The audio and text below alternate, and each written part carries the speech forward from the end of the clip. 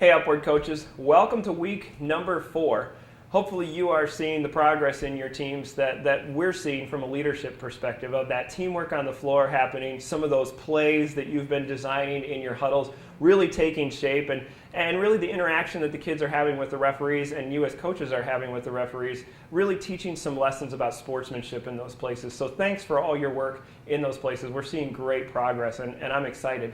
This week, we dive back into the virtue of self-control. And just like last week, I want to remind you that this is not something that we work up to have more self-control, that I can just try harder and I'm going to get more self-control. This is a partnership between God and myself to bring about a more controlled life inside of me and then through my actions. And this week, we talk about the power of words. And I have a story from my childhood that I love to tell, and my mom hates it when I tell, but when I was a kid, we had this old Scout. It was a truck, and we were on our way to meet my dad for dinner. He worked at a camp, and so we had 3 kids. One was my brother, who was just a baby at that time, and then my older brother, and then myself, and we're in this car, in this old beat-up thing, and my mom couldn't get it started. She tried to start it, couldn't get it, finally got it started, and then the heater fan started going, and she was getting flustered, and we thought as kids that this was the funniest thing we'd ever seen. And so we're going down the driveway, it stalled again, she turned it on, and the fan would go, and we were having a great time laughing, and finally she had just had it, and she turned around and said something that she never said. She looks at us and she goes, "Shut up!" And it got deathly silent in the Scout. And I don't think we talked for a long time, because my mom never used those kinds of words. In fact, that word was outlawed in our house. And yet here she was at a place of frustration and had used a word that she had never intended to use. I would tell you that our kids end up in those places a lot of times. They are ingesting media all the time, from words they see from SpongeBob to Olivia to all these different characters they see on TV, to what they hear their parents say, to what they hear their friends' parents say, to what they hear older brothers and sisters say. And so they start to take all of that in. They want to be like people who are outside of them, and so they just start to say things without thinking. Listen to the words of James chapter 1, verse 19. That is our verse. It says this, "My dear brothers and sisters, pay attention to what I say. Everyone should be quick to listen, but they should be slow to speak, and they should be slow to get angry." I think many times we're quick to speak and slow to listen. And the Bible talks about this. There's a couple of verses about the power of the tongue. Listen to James chapter 3, verse 12, and it says this, "Likewise, the tongue is a small part of the body, but it makes a great difference."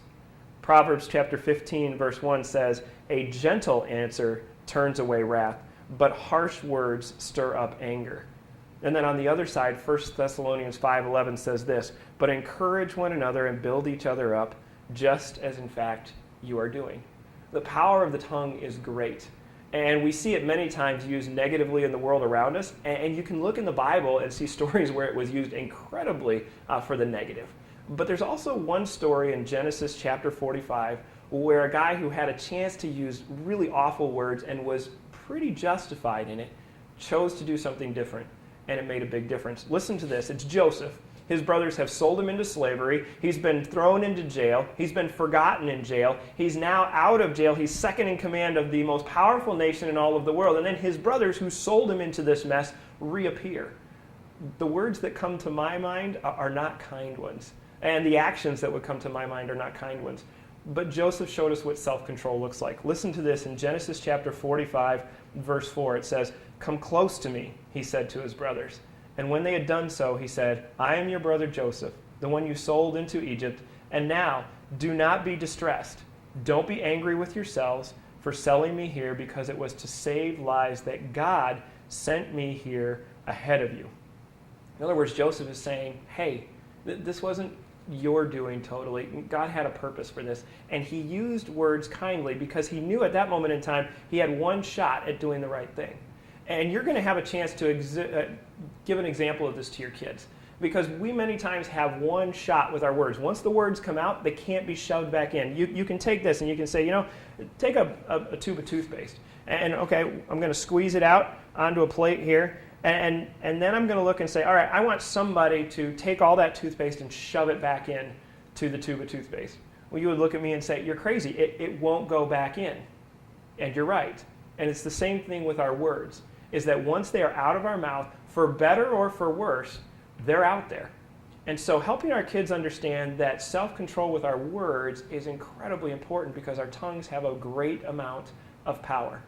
And you know, our kids have some choices on how to use their words, but many of them will look at you and say, what if I mess up? Let's go back to the story about my mom. We had a silent ride to the camp. We had a silent ride home from dinner. And then my mom sat in the living room and she looked at us and she said, guys, I made a mistake. I used a word that I've never used before and I won't use again, and I'm sorry.